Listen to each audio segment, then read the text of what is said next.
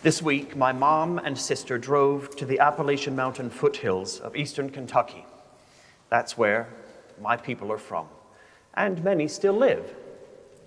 During her stay, my sister FaceTimed me so I could talk with my family who were there.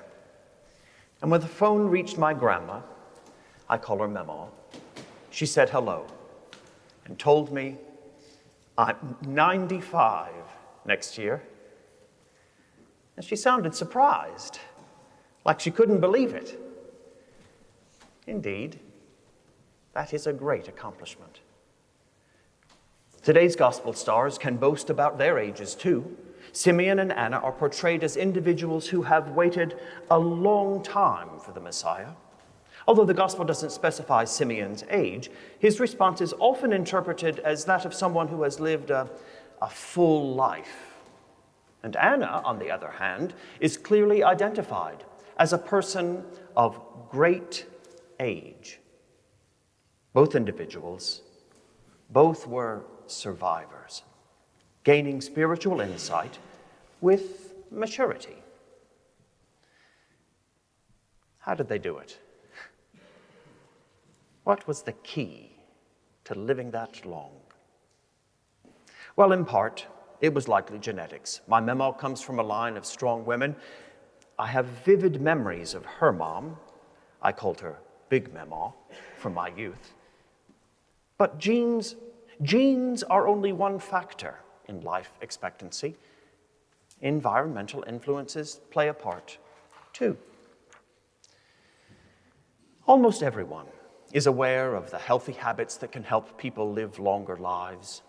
Drink more water, stay physically active, consume less added sugar in your diet.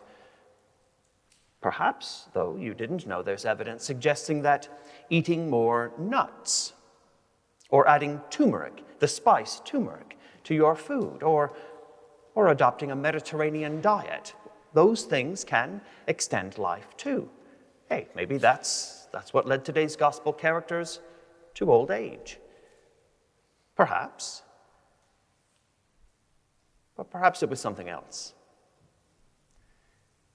Simeon was fueled by a promise from God. He wouldn't let go of it. It gave him reason to get up in the morning and to go back to the temple. The prophet Anna had a similar zeal. According to the gospel, she never left the temple. Hope filled her heart as she remained there. And her subsequent meeting of the infant Messiah furthered her optimism. She couldn't stop talking about it to anybody who'd listen. Recent studies highlight the link between optimism and longer lives. Optimistic individuals, they have a lower risk of hypertension, an enhanced immune system function, and increased pain tolerance. Optimists face a lower risk of death from serious diseases like cardiovascular disease or cancer. And doctors have long recognized that optimism increases chances of survival and recovery. Perhaps Simeon and Anna's enduring hope played a role in their remarkable longevity.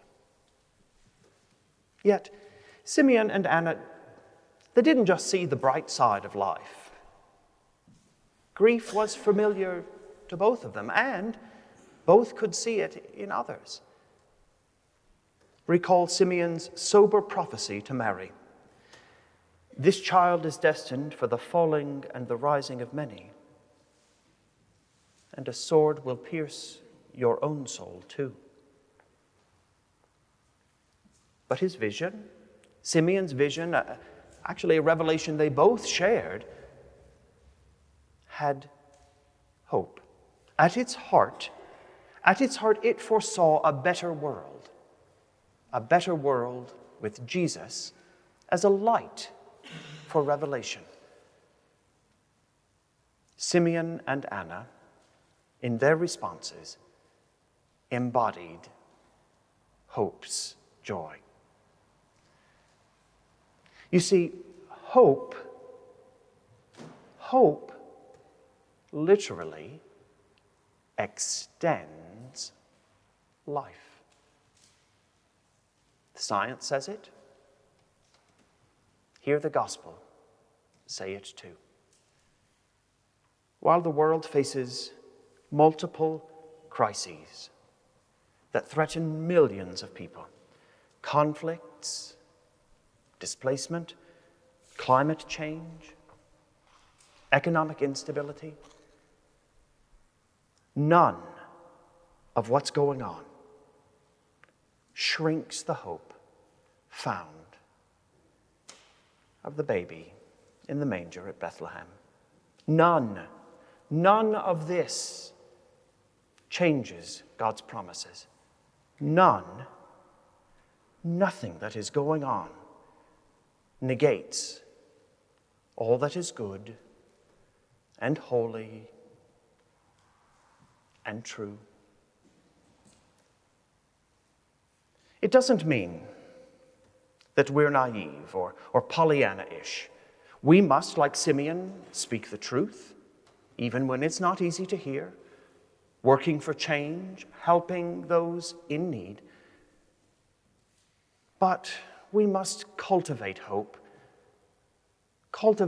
in spite of everything that's wrong.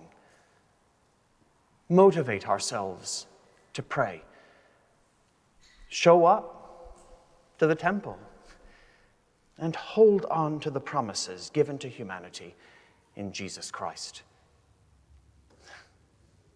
Don't think I'm standing in this pulpit throwing smoke screens.